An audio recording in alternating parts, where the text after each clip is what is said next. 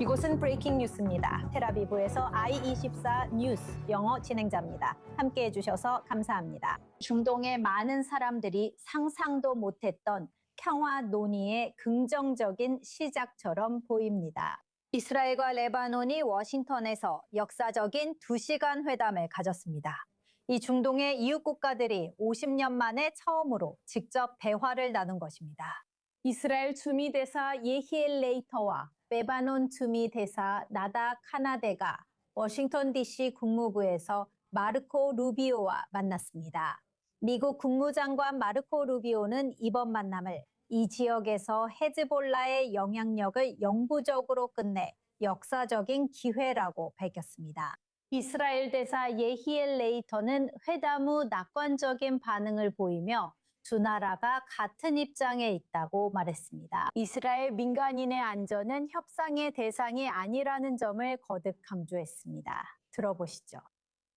오늘 우리는 우리가 같은 입장에 있다는 것을 알게 됐습니다. 이것이 우리가 얻을 수 있었던 가장 긍정적인 결과입니다.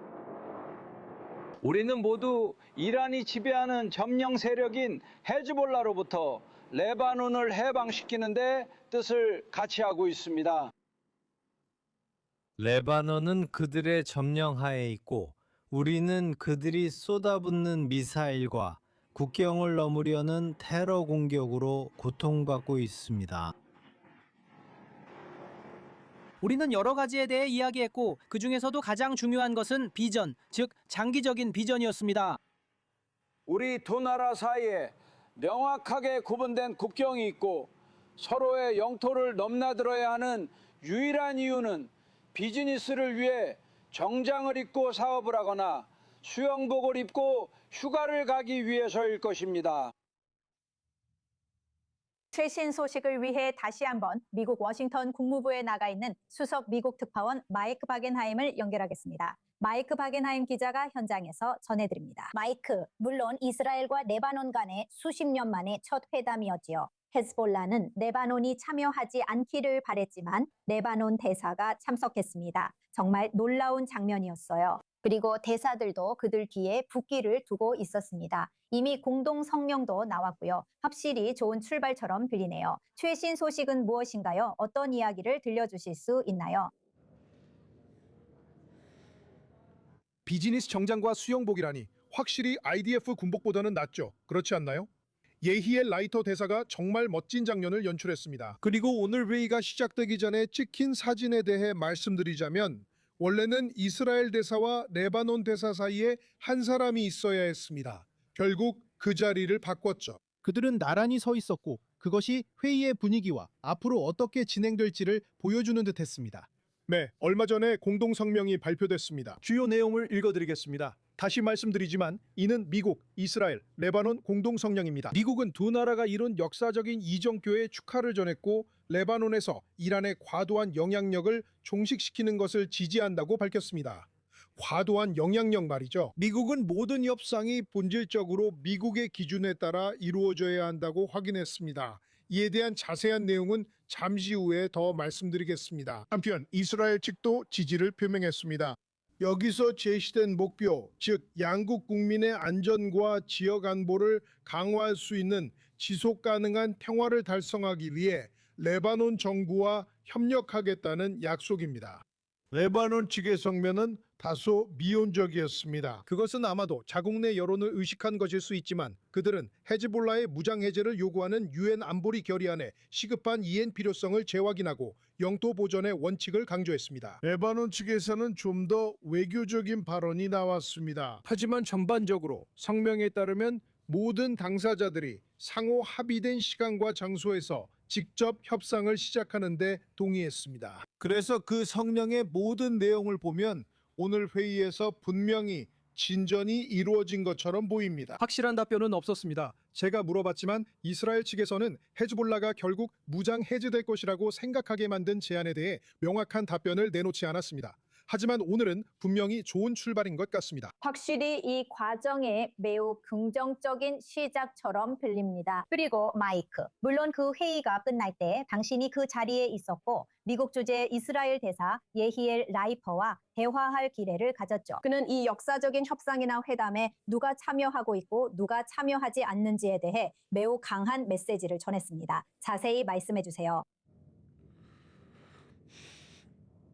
네, 그는 기자회견이 끝난 후 차로 가는 길에 그렇게 말했습니다. 그는 트럼프 대통령이 이번 협상에 미친 영향과 그것이 얼마나 중요한 요소였는지에 대해 질문을 받았습니다. 그는 매우 크다고 말했습니다. 트럼프 대통령이 그 일에 관여하는 것은 정말 큰 일입니다. 한편 저는 오늘 그 자리에 없어서 오히려 눈에 띄었던 나라, 즉 프랑스에 대해 그에게 물어봤습니다. 프랑스는 과거 식민지 지배국이었던 그 이후 감독자 역할을 했던 레바논에서 역사적인 역할을 해왔다는 점을 기억해야 합니다. 프랑스는 자신들이 유엔과 다른 국제 포럼에서 레바논의 이익을 보호하는 수호자라고 보고 있습니다. 오늘 이 특별한 회의에서 프랑스는 보이지 않았습니다. 저는 라이터 대사에게 그것이 이스라엘의 노력 때문인지 물었고 그는 자신의 대답에서 매우 분명하게 말했습니다. 다음은 오늘 일찍 레바논과의 회의 후 예히엘 라이터의 모습입니다. 우리가 특별한 노력을 기울이지 않아도 되길 바라지만 우리는 분명히 프랑스가 이 협상에 관여하는 것을 원하지 않습니다. 우리는 프랑스를 거의 모든 일에서 최대한 멀리 두고 싶지만 특히 평화 협상에 있어서는 더더욱 그렇습니다. 그들은 필요하지 않습니다. 그들은 긍정적인 영향을 주지 않습니다. 특히 레바논에서는 더더욱 그렇죠. 글쎄요. 그는 분명히 아주 직설적으로 말하네요. 마이크 국무장관 마르코 루비오가 저기 회의의 중심에 있네요. 이미 언급하셨지만 미국이 여기서 어떤 역할을 하고 있는지 좀 더 자세히 말씀해 주세요. 오늘 이 회의에 국무장관이 직접 참여한 것이 매우 중요했다고 생각합니다. 어제 처음 이 질문을 했을 때는 최종적인 답변을 받지 못했습니다. 회의가 오후에 열릴 예정이었고 루비오 장관이 다른 일정이 있었기 때문입니다. 루비오 장관이 참석 후 떠날 수 있게 회의 시간을 앞당긴 것 같습니다. 하지만 분명히 이 문제는 다른 접근이 필요하고 특히 이 분야에서는 다른 리더십이 필요합니다. 그리고 솔직히 말해서 지난 1년 동안 이 문제는 국무부 내 여러 사람의 손을 거쳐왔습니다. 그래서 모건 오테거스가 한동안 중동 담당 부특사로 관여했습니다. 그 후에는 톰 베릭에게 넘겨졌는데 그는 터키와 시리아 그리고 지금은 이라크에서 다양한 역할을 맡고 있습니다. 그리고 이건 여러 가지 이유로 아무도 제대로 맡아서 계속 책임지지 않았던 그런 업무 중 하나였습니다. 오늘 국무장관이 직접 나서서 이 문제의 주도권을 잡았다는 사실은 미국 측이 이 사안을 얼마나 중대하게 여기고 있는지를 잘 보여주는 신호입니다. 이 문제는 반드시 다뤄져야 하고 그에 걸맞은 주목을 받아야 합니다. 오늘 공동성명에서도 이 점이 두드러졌다고 생각합니다. 미국은 적대 행위 중단에 관한 어떤 합의도 양국 정부 간에 이루어져야 하며 미국이 중재해야 하고 별도의 경로를 통해서는 안 된다고 확인했습니다. 다시 한번 말씀드리지만 이 문제에 대한 주도권이 앞으로 문제를 해결하는 데 매우 중요합니다. 정말 많은 것을 시사하네요. 마이크, 그 점에 대해 추가 회의가 예정되어 있나요? 다음 단계는 무엇인가요? 앞으로 어떤 계획이 있나요? 네, 기자회견이 끝난 후 예첼 레이터가 자리를 뜨면서 앞으로 몇 주 동안 회의가 예정되어 있다고 말했습니다. 그리고 공동성명에서도 서로 합의된 시간과 장소에서 대화가 이루어질 것임을 언급했습니다. 레바논 대사 아하메드 역시 이후에 발표한 짧은 성명에서 앞으로 대화가 있을 것이라고 언급했지만 언제 열릴지는 다소 모호하게 밝혔습니다. 하지만 모든 것은 여기서는 맥락 속에서 봐야 합니다. 오늘 이런 대화가 열렸다는 사실 자체가 상당히 이례적인 일입니다. 이스라엘과 레바논이 이렇게 높은 수준, 심지어 대사급에서 공개적으로 대화한 것은 수십 년 만이기 때문입니다. 그래서 모두가 단순히 기꺼이 대화에 임하는 것뿐만 아니라 다음 라운드의 대화를 진행하는데 열의를 보이고 있다는 사실은 상당히 주목할 만하며 앞으로 좋은 징조가 되기를 바랍니다. 정말 그렇게 되기를 바랍니다. 확실히 이 지역의 변화하는 시대를 보여주는 것 같네요. 미국 선임 특파원 마이크 바겐하임, 정말 감사합니다. 워싱턴 미국 국무부에서 생중계였습니다. 마이크 감사합니다. 이제 이 중요한 사안에 대해 더 자세히 알아보겠습니다. 레바논 이스라엘 관계 전문가 조나단 엘카리 씨를 하이파에서 연결해 보시게 되어 기쁩니다. 조나단 씨, 만나서 반갑습니다. 이렇게 긍정적인 소식과 함께 미국 주재 레바논 대사와 미국 주재 이스라엘 대사, 그리고 마르코 루비오 국무장관이 함께 앉아 있고 그들 뒤에 각국의 국기가 있는 모습을 보는 것만으로도 정말 기쁩니다. 이렇게 오랜 시간이 지난 후에 이 만남이 실제로 이루어졌다는 것에 대해 어떻게 느끼시나요? 네, 정말 멋지고 역사적인 밤입니다, 베니타. 저는 정말로 매우 흥분되고 기쁩니다. 그리고 저는 이스라엘 대사와 레바논 대사가 마르코 루비오와 미국의 다른 대표들, 그리고 레바논 주재 미국 대사와 함께 있는 모습을 봤던 기억이 납니다. 그리고 아시다시피 그 장면을 직접 목격하면서 바로 흥분이 되었습니다. 이것은 저를 포함한 많은 레바논 사람들과 많은 이스라엘 사람들이 헤즈볼라 때문에 결코 일어나지 않을 것이라고 생각했던 일입니다. 그리고 마침내 우리는 이 놀라운 순간을 보고 있습니다. 앞으로도 이런 성공적인 만남이 계속 이어지길 바랍니다. 레이트너 대사가 말했듯이 레바논과 이스라엘 사이의 국경을 설정하기 위해 레바논 정부와 협력하는 것입니다. 헤즈볼라가 이스라엘인과 레바논인 모두에게 위협이 되지 않게 하는 것입니다. 제가 이야기를 나눈 많은 레바논인들 그리고 온라인에서 목소리를 내는 사람들 모두가 기다려온 순간입니다. 헤즈볼라가 레바논 대중을 지배하던 그 두려움이 완전히 깨졌기 때문입니다. 그리고 이제 헤즈볼라가 지난 40년 넘게 이 역사적인 만남을 막으려고 했던 그 금기가 오늘 밤 또는 미국에서 말하듯이 오늘 깨졌습니다. 그들은 이를 위해 노력해왔습니다. 그리고 이스라엘 사람들이 레바논 사람들과 만나는 것은 금기였습니다. 그리고 이제 마침내 레바논 정부가 직접 나섰지만 그와 함께 많은 의문점들도 따라옵니다. 그중 하나는 그리고 제가 알기로 유대인들은 최근에 유월절을 기념했습니다. 세데르 만찬에서 묻는 질문 중 하나가 바로 이것입니다. 이 밤이 다른 밤들과 무엇이 다른가요? 그렇다면 이번 회담이 예를 들어 1983년 5월에 이미 있었던 회담과 무엇이 다른가요?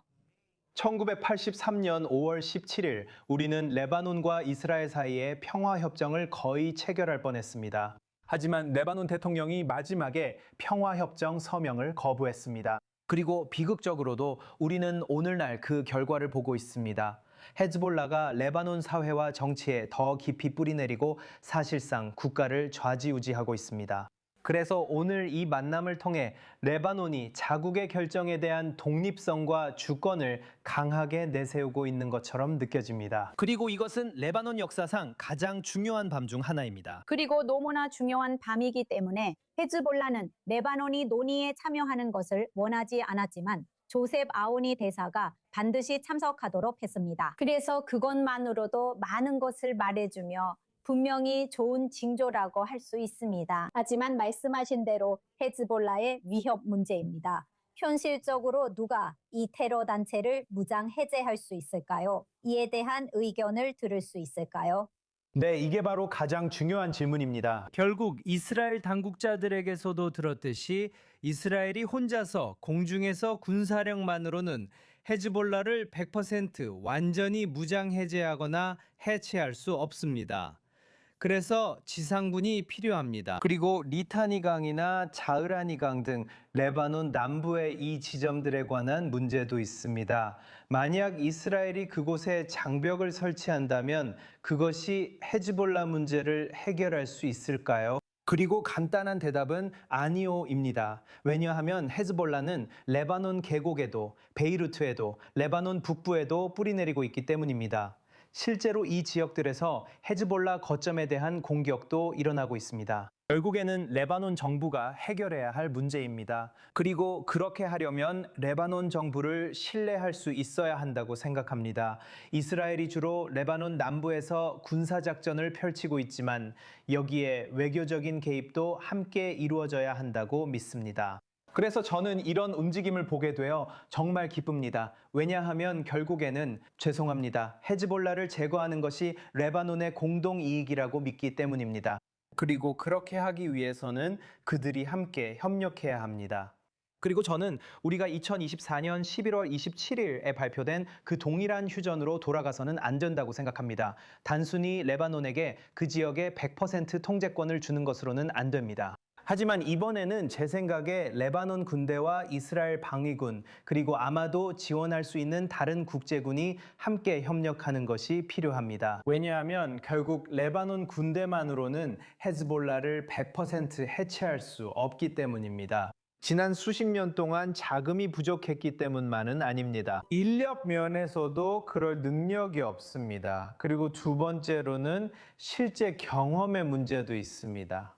레바논 군대는 실제로 어떤 전쟁에도 참전한 적이 없습니다. 그들의 역량은 예를 들어 시리아에서 아사드 정권과 함께 싸우며 50만 명이 넘는 시리아인을 학살한 헤즈볼라만큼 높지 않습니다. 그들은 이라크에서 자신들의 저항단체를 지원하기 위해 싸웠고 예멘에서도 싸웠습니다. 그래서 헤즈볼라는 예를 들어 레바논 군대와는 달리 잘 훈련된 군사 조직입니다. 그래서 그들은 정보, 첩보, 그리고 장비 지원이 필요할 것입니다. 그리고 저는 미국이 레바논 군대가 자금과 지원을 받을 수 있도록 돕는데 관심이 많다는 말을 자주 듣습니다. 하지만 결국에는 헤즈볼라를 100% 해체하기 위해서는 레바논과 이스라엘이 공동으로 작전을 펼쳐야 한다고 믿습니다. 확실히 그 과정이 시작되는 데 있어서 좋은 출발이었던 것 같네요.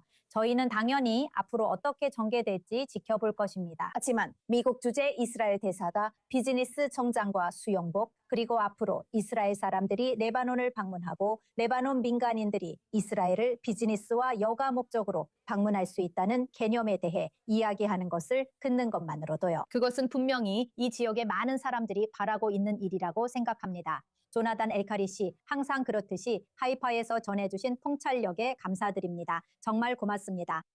정말 감사합니다, 베니타 씨. 그럴 거예요. 한편 지상에서는 헤즈볼라가 북부 이스라엘을 상대로 여러 차례 공격을 감행하며 워싱턴에서 열린 이스라엘과 레바논 대사 간의 회담에 대한 입장을 분명히 드러냈습니다.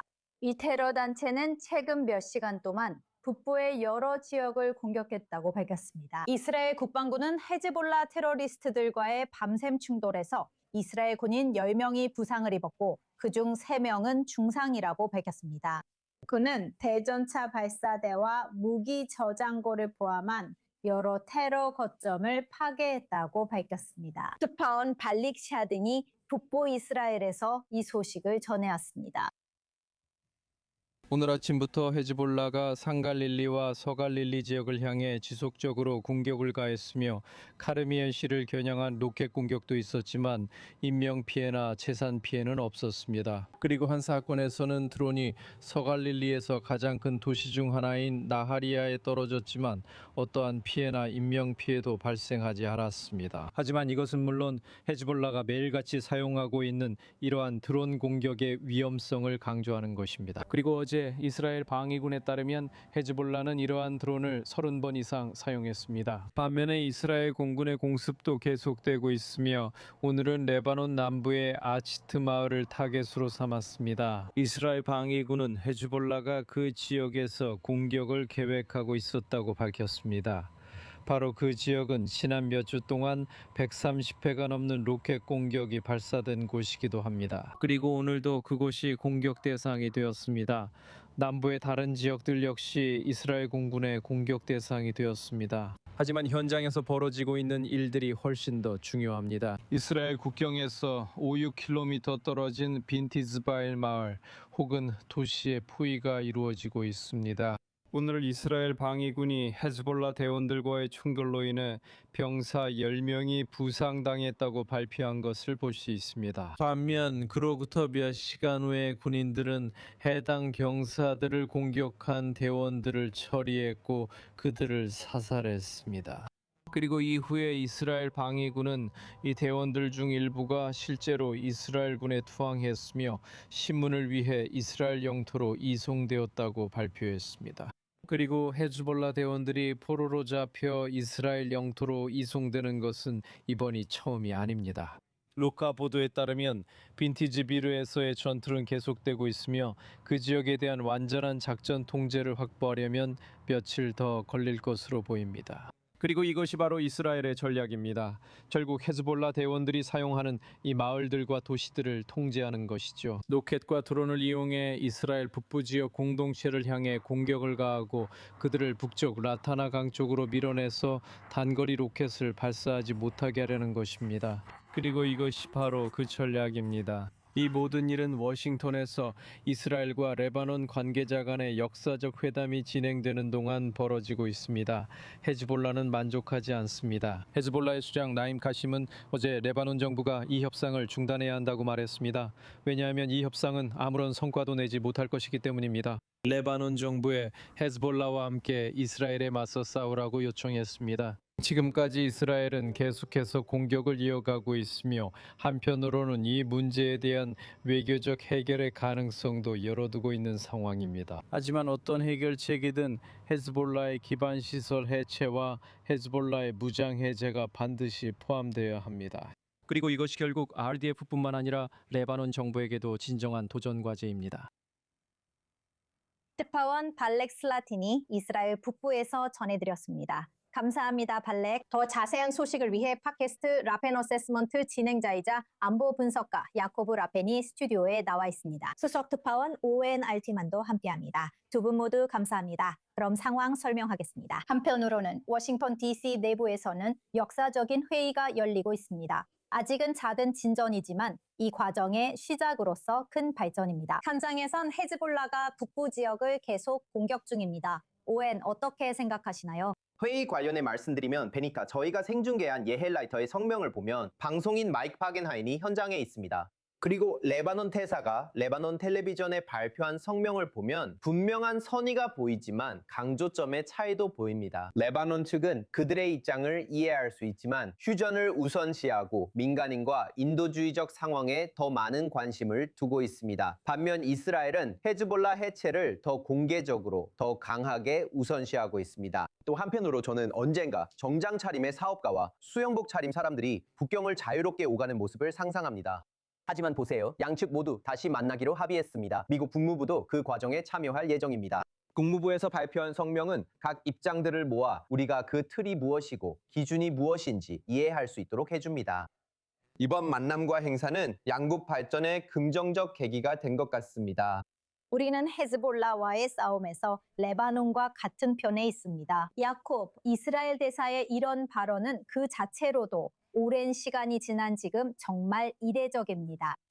정말 특별한 일입니다. 그리고 아시다시피 레바논 정부 관계자들의 발언을 들어보면 이 회의 이전에도 그리고 이 전쟁 이전에도 그것이 레바논 정부의 입장이라는 것이 분명해졌습니다. 이 레바논 정부는 헤즈볼라와 이란이 자국을 쥐고 흔드는 상황이 끝나길 원합니다. 그들은 이슬람 혁명의 한 지방이 되고 싶어 하지 않습니다.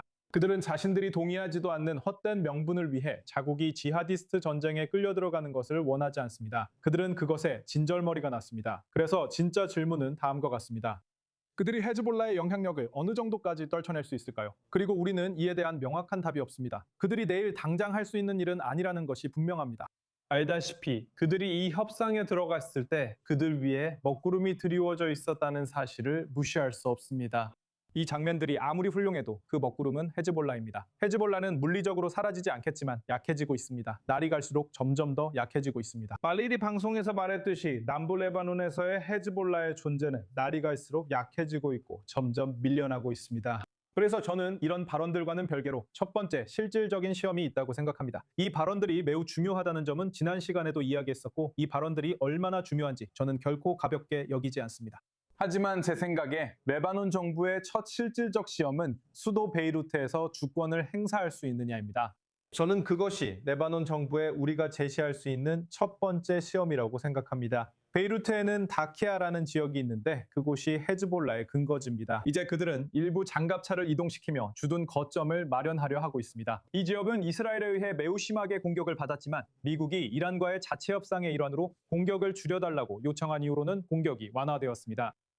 레바논 정부가 헤즈볼라가 도시의 여러 지역, 특히 남쪽을 발판과 테러의 소굴로 사용하는 베이루트에서 실질적인 주권을 행사할 수 있을까요? 만약 가능하다면 그것이 첫 번째 시험이 될 것입니다. 하지만 그것은 레바논에서 실제 내전이 일어날 수 있는 첫 번째 위험이기도 합니다. 그래서 우리는 그 위험을 인식해야 합니다. 레바논 정부는 위험을 감수할 수밖에 없습니다. 다른 선택지가 없고 그렇지 않으면 나라를 잃기 때문입니다. 이런 발언들은 긍정적이고 고무적입니다. 우리는 용기를 얻어야 하지만 레바논이 내부 위험에 직면해 있음을 인식해야 합니다. 이 부분은 잠시 후에 이야기하겠습니다. 여러분, 지금 자리를 지켜주세요. 아주 짧은 휴식입니다. 돌아오면 이스라엘 첩보 기관장의 분명한 메시지를 전해드리겠습니다. 우리는 이란에서의 모사드 임무와 그것이 정권에 의미하는 바에 대해 더 깊이 살펴봅니다. 저희 보도는 계속됩니다. 채널 고정해주세요. 곧 돌아올게요. 기다려주세요.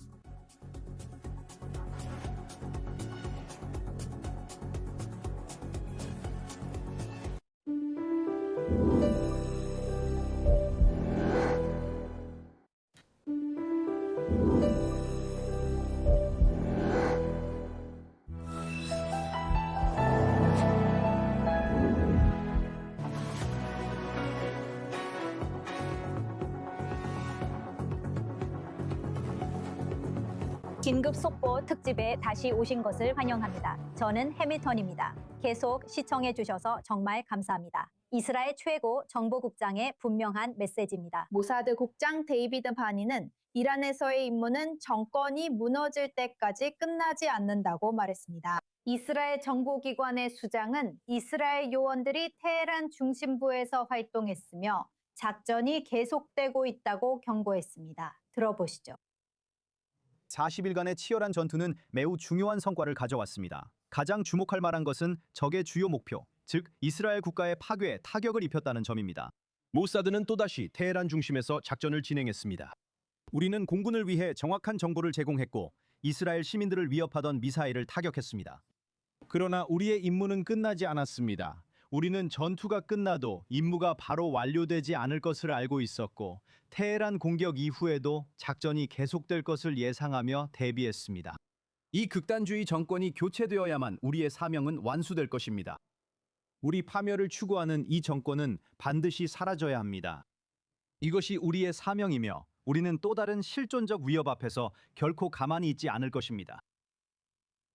그렇다면 호르무즈 해협에서 봉쇄를 시행하려면 어떤 인력이 필요합니까? 미국 해군, 해병대, 공군 등 1만 명이 넘는 병력과 12척이 넘는 군함, 수십 대의 항공기가 이란 항구로 들어오고 나가는 선박을 막기 위한 임무를 수행하고 있습니다. 미 중부사령부는 첫 24시간 동안 어떤 선박도 미군의 봉쇄를 통과하지 못했다고 밝혔습니다. 이 모든 일은 물론 주말에 파키스탄에서 열린 미국과 이란의 회담이 결렬된 이후에 벌어지고 있는 일입니다. 이제 도널드 트럼프 대통령은 양측이 이틀 후에 협상을 재개할 수 있음을 시사하고 있습니다. 자세한 내용은 조 브라운이 전해드립니다. 봉쇄가 시작됐습니다. 전쟁이 시작된 이후 미국의 골칫거리였던 이란의 호르무즈 해협 봉쇄에 대응하여 약 15척의 군함, 이란 항구를 포위하고 아무것도 이 좁은 해협을 통과하지 못하게 하겠다고 밝혔습니다. 이란은 미국 해군이 자국 선박의 해협 통과를 막으면 보복하겠다고 했습니다. 하지만 도널드 트럼프 대통령은 5주간 이어진 미국의 작전 이후 이란이 그런 군사력과 해군력을 갖추지 못했다고 확신한다고 말했습니다. JD 벤스 부통령은 이슬라마바드에서 이란과 회담 후 이를 눈에는 눈이라고 말했습니다. 그들은 호르무즈 해협을 지나는 모든 선박을 위협했지만 미국 대통령도 같은 방식으로 대응할 수 있습니다. 그리고 이란이 경제적 테러 행위를 시도한다면 우리도 간단한 원칙을 따를 것입니다. 이란 선박 역시 한 척도 빠져나가지 못하게 할 것입니다. 이란은 걸프해 주변에 8개 주요 항구가 있으며 가장 큰 항구는 호르무즈 해협에 위치한 반다르 아바스로 전 세계 석유의 20%가 여기서 운송됩니다. 미국의 봉쇄에도 불구하고 이란 관련 선박 4척이 감지되지 않고 해협을 통과한 것으로 전해졌습니다. 이 중에는 미국 제재를 받은 중국 유조선 미치 스타리도 포함됩니다. 이들이 탐지되지 않은 건 GPS 스푸핑 때문일 수 있습니다. 토요일 이슬라마바드에서 열린 회담이 합의 없이 끝난 후 로이터는 이번 주 말이나 다음 주 초에 2차 논의가 있을 수 있다고 보도했습니다. 하지만 이 일이 실제로 성과를 낼까요?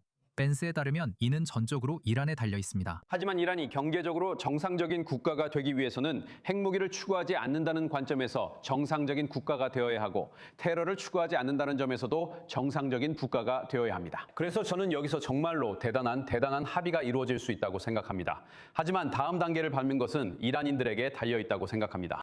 그리고 이 협상들마저도 결실을 맺지 못한다면 휴전은 끝나고 양측 모두의 추가적인 충돌이 이어질 가능성이 높습니다. 안보 분석가 야코브 레펜과 수석 특파원 오웬 알트만이 추가 설명을 위해 계속 스튜디오에 있습니다. 오웬, 미국 대통령의 암시로 볼 때 이번 협상이 이틀 후 파키스탄에서 재개될 수 있을 것 같은데요. 이번에는 무엇이 달라질까요? 양측이 서로 입장을 이해한다고 생각합니다. 계속 협상하는 것만 봐도 각 당사자가 타협하는 모습을 보이려는 의도가 있음을 알 수 있습니다. 이는 내부나 외부를 의식한 것일 수 있습니다. 이란은 중국과 미국 그리고 조급해하는 미국의 일부 동맹국들에게 인상을 주고 싶어 할 수도 있습니다. 그리고 다시 한번 두 나라의 여론, 특히 미국의 여론과 민주주의 체제에서 도널드 트럼프가 자신이나 자신의 정당을 통해 어느 정도는 대중에게 책임을 져야 한다는 점을 생각해야 합니다. 그들은 이 주 휴전을 언급했고 협상은 그 사이에 진행 중입니다. 그리고 첫 번째 회담 이후에 온갖 보여주기식 행동과 소위 결렬에도 불구하고 그 자리에서조차 양측은 다시 함께 돌아와 또 대화할 수 있는 실질적인 여지를 남겼습니다. 그래서 이런 일이 다시 일어나는 것은 놀랍지 않다고 생각합니다. 그리고 도널드 트럼프는 파키스탄에서 회담을 하길 원한다고 말합니다. 그는 파키스탄의 원수를 좋아합니다. 그동안 야코브, 호르무즈 해협에서 일어나고 있는 일들이 앞으로 며칠 안에 이슬라마바드에서 전개될 수 있는 상황에 어떤 영향을 미치고 있는지 우리에게 이야기해 주세요. 지금 이 순간 테헤란에는 분명히 많은 압력이 가해지고 있습니다. 이것은 엄청난 압박 수단입니다. 이미 전쟁으로 황폐해진 경제 위에 그리고 전쟁 전부터 사실상 엉망이었던 경제 위에 막대한 경제적 피해를 추가로 야기하고 있습니다. 이 모든 것을 종합하면 이것은 기본적으로 이슬람 공화국 정권에 대한 실존적 위협입니다.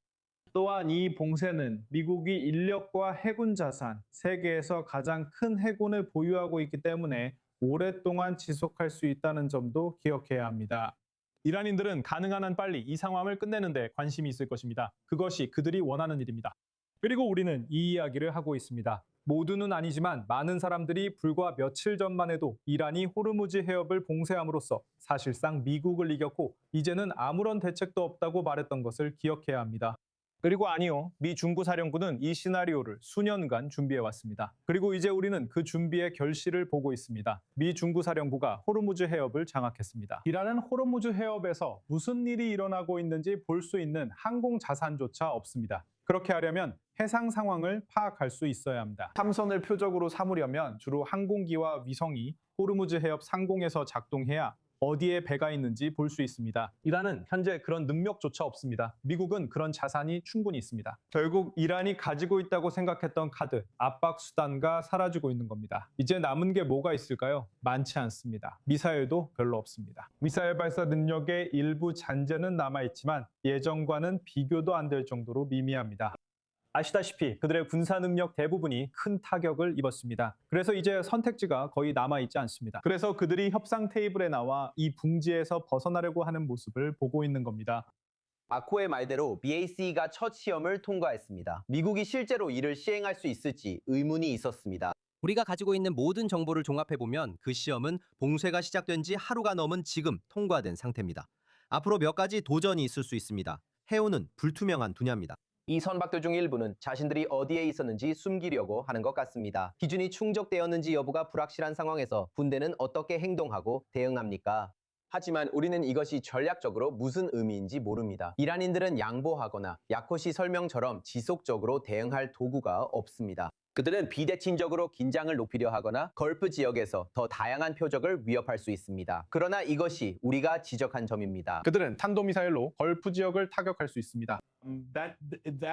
그렇게 되면 사실상 전쟁터가 다시 열리게 됩니다. 그리고 만약 그들이 그렇게 한다면 그에 대한 대응으로 가장 먼저 타격을 받는 것은 그들의 경제적, 군사적 전략 목표일 가능성이 높습니다. 그들은 보복의 형태로 위협했던 것처럼 걸프 동맹국들을 표적으로 삼을 수 있습니다. 또한 이스라엘을 다시 공격할 가능성도 매우 높습니다. IDF가 그런 잠재적인 상황에 어떻게 대비하고 있는지 말씀해 주세요. 분명히 계획이 마련되어 있을 텐데요. 이란이 이번 봉쇄에 대응해 군사력을 동원하기로 결정한다면 이스라엘이 가장 먼저 공격당할 가능성은 크지 않다고 생각합니다.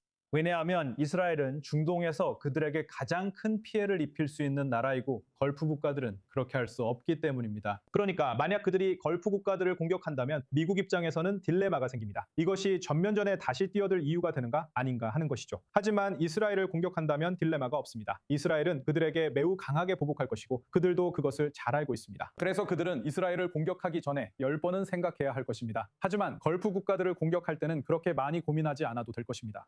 마지막으로 대화를 마치기 전에 ONC 이번 방송의 주요 뉴스와 이번 사안에서 미국이 어떤 역할을 하고 있는지에 대한 당신의 의견을 듣고 싶습니다. 우리는 제이디 벤스가 1차 회담에 참석했지만 2차 회담에는 불참할 수 있습니다.